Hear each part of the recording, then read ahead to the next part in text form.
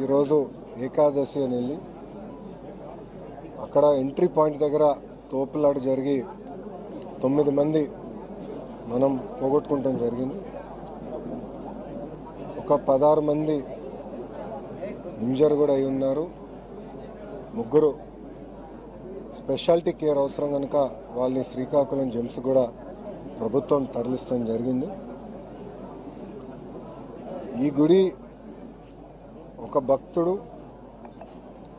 ప్రజల కోసం భూమి కానివ్వండి, గుడికి ఖర్చే ప్రతి రూపాయి పాండా గారన్న పెద్ద ఆయన, సుమారుగా 94 సంవత్సరాల వయసు కలిగిన పెద్ద ఆయన, భక్తుల కోసం వెంకటేశ్వర స్వామి గుడి ఉండాలి, ప్రజల కోసం అందుబాటులో తీసుకురావాలని కట్టారు.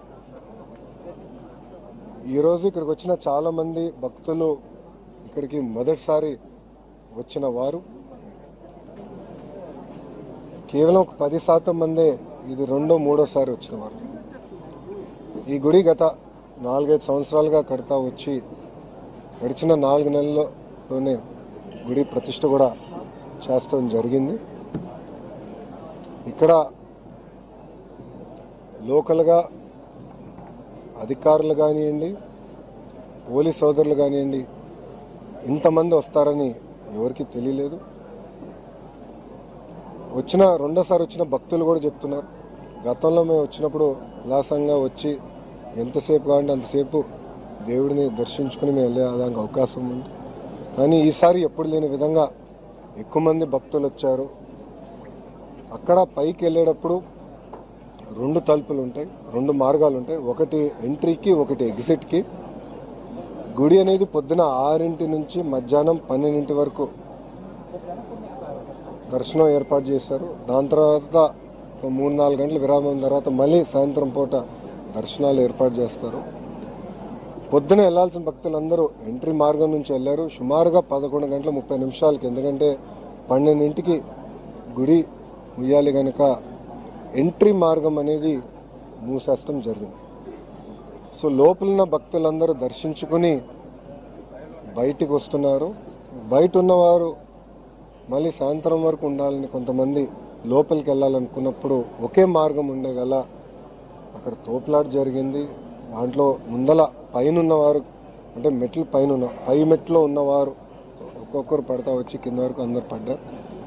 ఇంకో పక్కన మీడియా మిత్రులందరూ కూడా చూస్తుంటారు, బ్యారికేడింగ్ వేశారు. కానీ ఆ బ్యారికేడింగ్ ఏంటంటే ఫౌండేషన్ 2.5 ఇంచెసే చేశారు. జనరల్గా ఎక్కువ మంది భక్తులు వచ్చిన ప్రాంతంలో మినిమం 6 ఇంచులు లోపలికి వేస్తారు, అది అక్కడ చేయలేకపోయారు.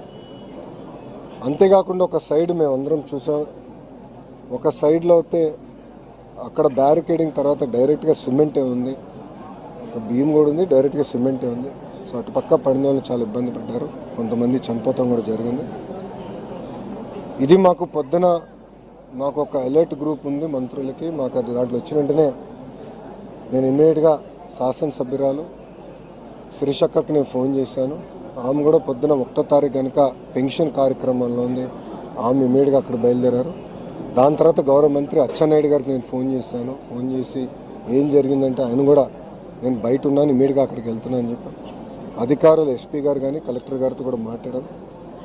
అందరు కూడా యుద్ధ ప్రాతిపదికంగా ఆ ప్రాంగణంకి వచ్చి ఇమ్మీడియట్గా ఎవరైతే సీరియస్గా ఉన్నారో వాళ్ళకి శ్రీకాకుళం తరలిస్తాం. కానీ ఎవరికైతే ఇక్కడ ఫ్రాక్చర్స్ ఉన్నాయో వాళ్ళని ఇక్కడ పలాస హాస్పిటల్ తీసుకొచ్చి వాళ్ళకి చికిత్స అందజేస్తాం కూడా జరిగింది.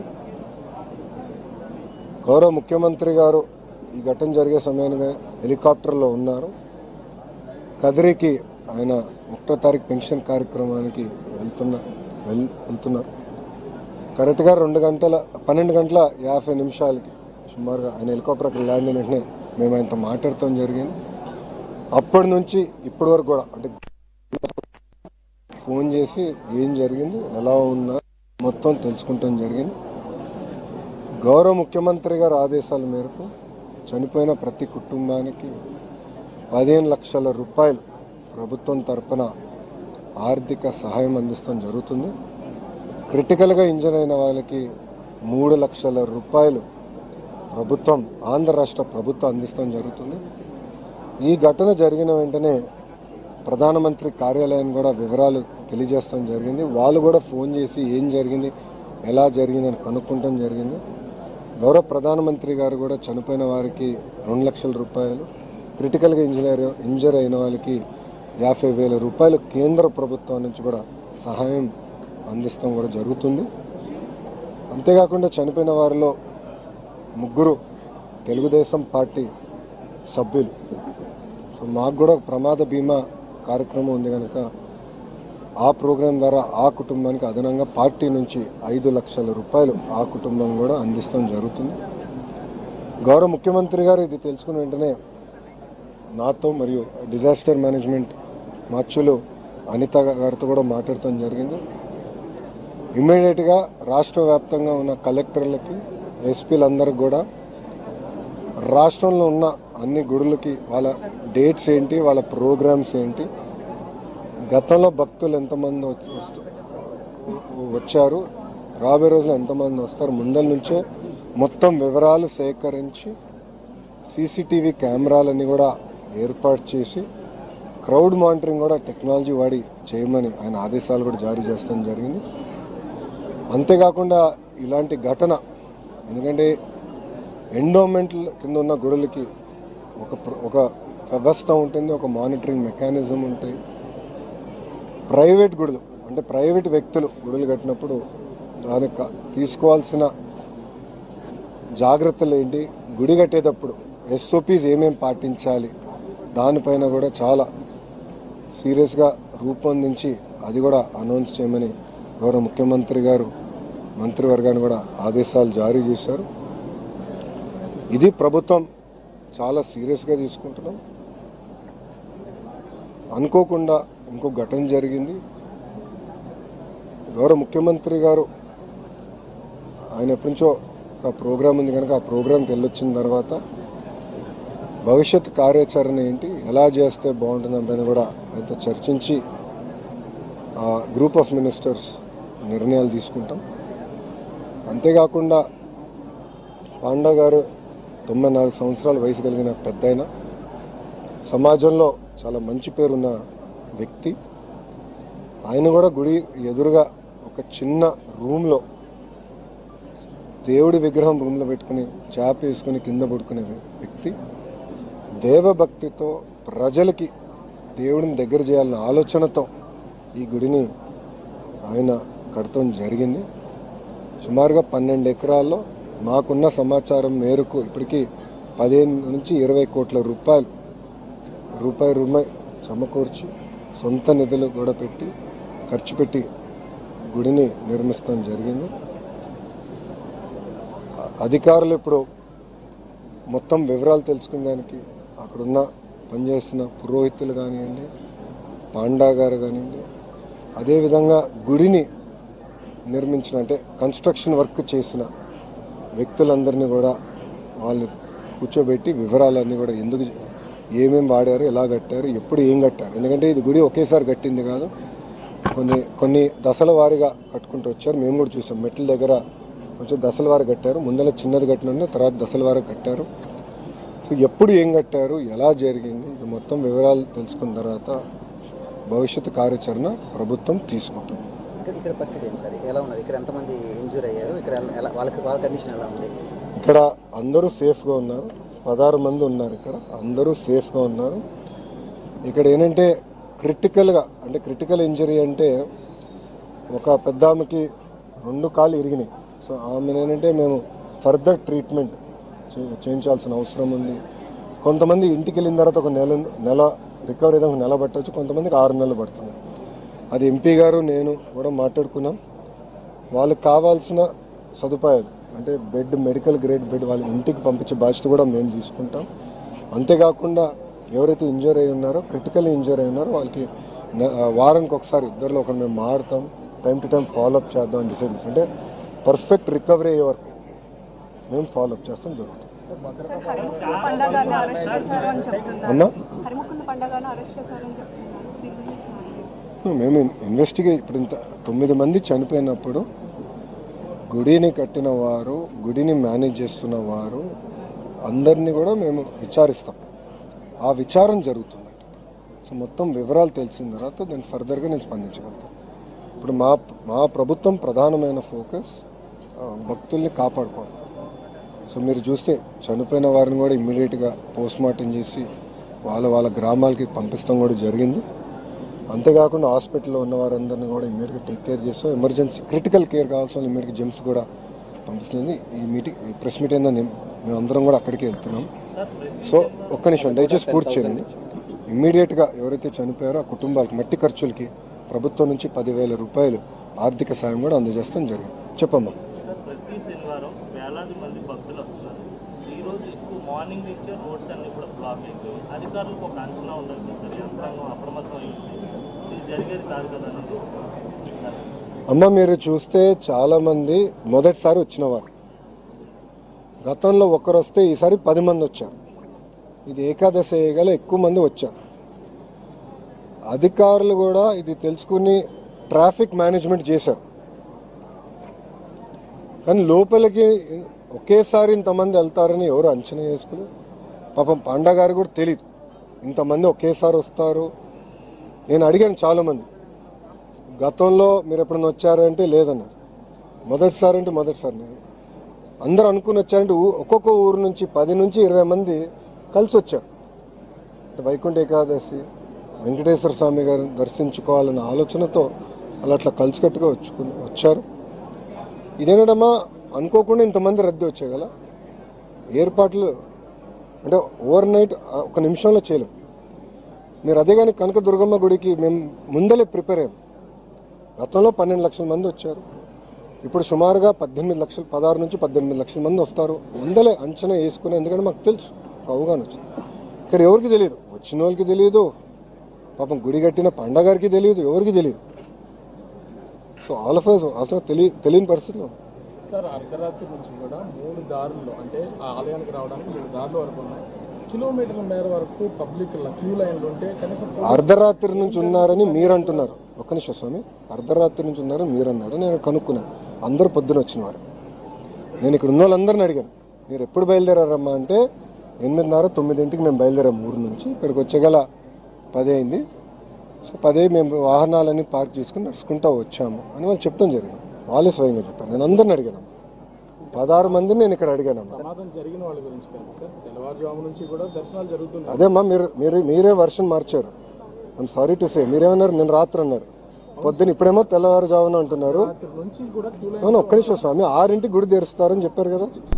బోర్డులు మీరు చదివారమ్మా? బోర్డు మేము చదివానమ్మా. 6 నుంచి 12 వరకు పొద్దున పూట దర్శనం ఉంటుంది. మళ్ళీ సాయంత్రం 4 నుంచి ఒకటి 3 నుంచి అని నీట్గా రాస్తుంది బోర్డు పైన. సో రాస్తుంది. ఇక్కడ చాలామంది మొదటిసారి వచ్చిన వారు ఉన్నారు. ఎవరు అంచనా వేసుకోలేకపోయారు.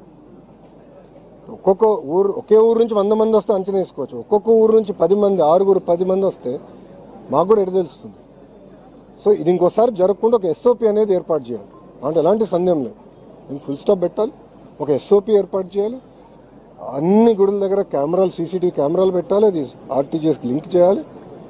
ఎక్కువ మంది వస్తుంటే అది మీరు తెలుసుకోవాల్సిన బాధ్యత కూడా ఉందని గౌరవ ముఖ్యమంత్రి గారు కూడా చెప్పారు. దానికి ఒక పక్కడబందైన SOP ఏర్పాటు చేసే బాధ్యత మేము తీసుకుంటాం. కెపాసిటీ ఎంత సార్? అప్పుడు ఇన్సిడెంట్ అయినప్పుడు ఎంతమంది ఉన్నారు సార్?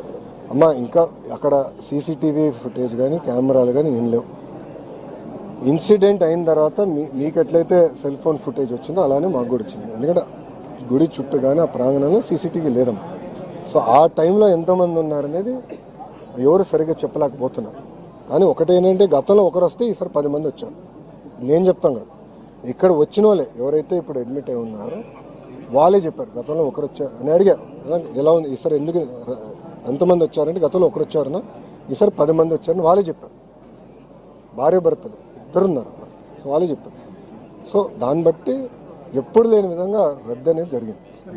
భద్రతా లోపాలు ఏమైనా గుర్తించారా? డిజిటల్ మీడియా వల్ల ఇప్పుడు టెంపుల్స్ కానీ చిన్న టెంపుల్స్ ఈ మధ్య క్రౌడ్ పెరుగుతున్న పరిస్థితి. సో ఒకప్పుడు దేవాదాయ శాఖ పెద్ద టెంపుల్స్లోనే ఉంటాయి. సో వీటి మీద ఈరోజు ఇన్సిడెంట్ ఫేస్ చేస్తుంది ప్రభుత్వం కూడా. సో ఎక్కడైతే టెంపుల్స్లో క్రౌడ్ పెరుగుతుందో, వాడపల్లి కావచ్చు, ఒకప్పుడు క్రౌడ్ పెరుగుతున్న పరిస్థితి. సో వీటి మీద అయినా ఖచ్చితంగా ఎస్ఓపి కానీ స్టాండ్ ప్రభుత్వం ఏదైనా ఆలోచన చేయాలి. అంటే సోషల్ మీడియా ఇంపాక్ట్ వల్ల ఈ క్రౌడ్ పెరుగుతుంది, భక్తులు పెరుగుతున్న పరిస్థితి. ఒక పక్కన సోషల్ మీడియా ఇంపాక్ట్ ఉంది, ఇంకో పక్కన ఉచిత బస్ ప్రయాణం కూడా ఉంది. ఎందుకంటే భక్తుల్ని దేవుడిని దర్శించుకునే దానికి భక్తులు కూడా మనం చూసాం. దుర్గమ్మ గుడి దగ్గరికి సిక్కోలు కూడా వచ్చారు, ఎప్పుడు రాని వారు కూడా వచ్చారు, మొదటిసారి వచ్చిన వారు కూడా చాలామంది వచ్చారమ్మా. అక్కడ మేము అంచనా వేసాం రద్దీ పెరుగుతుంది, ఇప్పుడు ఉచిత బస్ ప్రయాణం ఉంది కనుక ఎక్కువ మంది వస్తారని మేము అంచనా వేసాం. తగిన చర్యలు తీసుకున్నాం, జాగ్రత్తలు తీసుకున్నాం. సో అక్కడ చూస్తే ఎవరికి ఎలాంటి ఇబ్బంది లేకుండా మేము చూసుకుంటాం జరిగింది. సో అందుకే అంటున్నాం, ఒక ఎస్ఓపి అనేది ఏర్పాటు చేసుకోవాలి. ఆ ఎస్ఓపి ఏర్పాటు చేసుకుని అందరూ ఎండోమెంట్ కింద ఉన్న దేవాలయాలు కానీ ప్రైవేట్ పర్యవేక్షణలో ఉన్న దేవాలయాలన్నీ కూడా ఆ ఎస్ఓపీలు పాటించాల్సిన బాధ్యత తీసుకోవాలి. దానికి మేము ఒక క్యాబినెట్ మంత్రులు అందరం కూడా చర్చించి తప్పనిసరిగా ముఖ్యమంత్రి గారికి నివేదిక ఇచ్చి తగిన చర్యలు మేము తీసుకుంటాం. ఓకే అమ్మా, థ్యాంక్ యూ అమ్మా, జైన్, వెల్కమ్.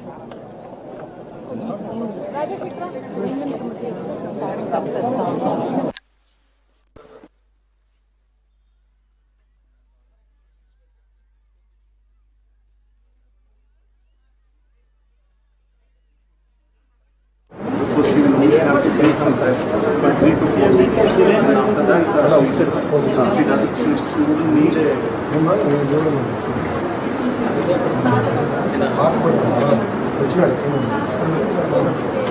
అదే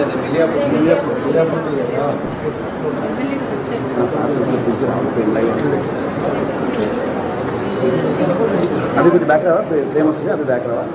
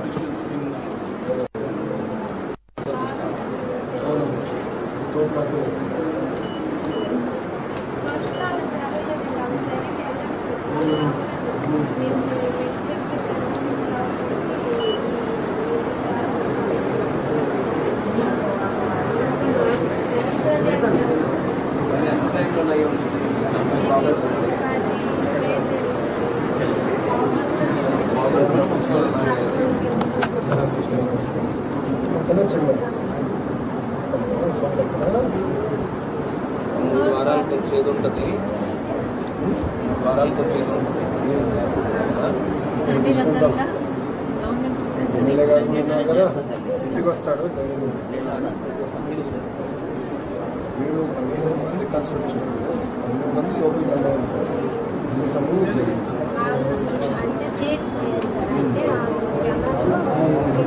బాగా రద్దీగా ఉంది.